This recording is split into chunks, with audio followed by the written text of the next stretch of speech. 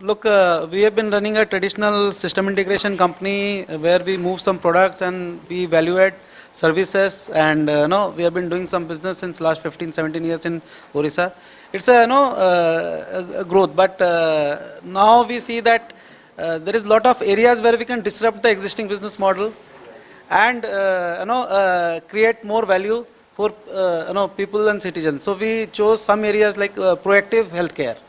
Okay. People are going to hospitals, spending money. So we try to create a platform where we bring in information on that platform about how to be fit. Before you go to hospital, how you can be fit. And since the industry we are working, high pressure industry like IT and automobile and other places, so people have a lot of stress. So we are putting that platform for corporates. They are using it, and then we have created a survey where there are 7 pillars of health, and they can take a survey and basically understand what is their physical health indicators, how is their emotional health, how is their financial health, and based on that they can set up a target, like they can do yoga, they can go to gym, they can go for Ayurvedic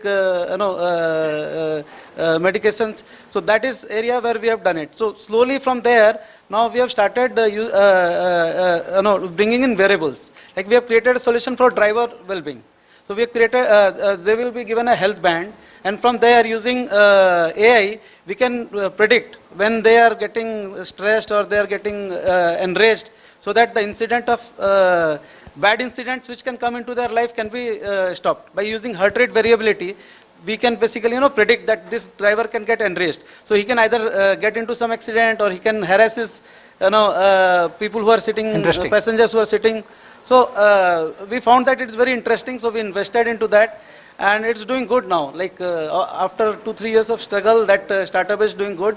And most of my partners are from Orissa. One is an XIM graduate. He used to work with SAP. Another is working with SAP at ASIAPAC level in Singapore. So you have got the disclaimer for them to tell about who are the partners? Yeah. They have already resigned from there, and they are co-founders, and they have invested together, and we are trying to run that company. Good. So this year we are trying to take that solution to Singapore as well. Okay. Yeah, I agree to what Digvijay said, that if you have to go to next level, so we have to create some IPs, we have to do innovation. When we started, like infrastructure and resources were not available. Today, if you talk of IT hardware development, there is a Fab Lab, STPI is investing, there is a validation lab which is there, 3D printing, lot of things are there, other facilities are there, startup funds are available, angel funds are there, so you can take a risk, come in, take a risk, and try to do something. And when so there you are also taken a risk on your investing into the your business? Yeah, I have taken a risk. I was working as a software developer in some companies, resigned from there, came back to Orissa, being my home state, right? And we started that, and we struggled for 4-5 years then, before doing something or getting some decent business coming to our company and all. So we struggled for 4-5-6 years, and then we reached this stage. But yes, startup is one thing. I will also tell that what Manas Bhai said, that existing company, they are not scaling up too high. So we need some push so that these companies get escape velocity. They go beyond 150, 200, 500 and 1000 crores.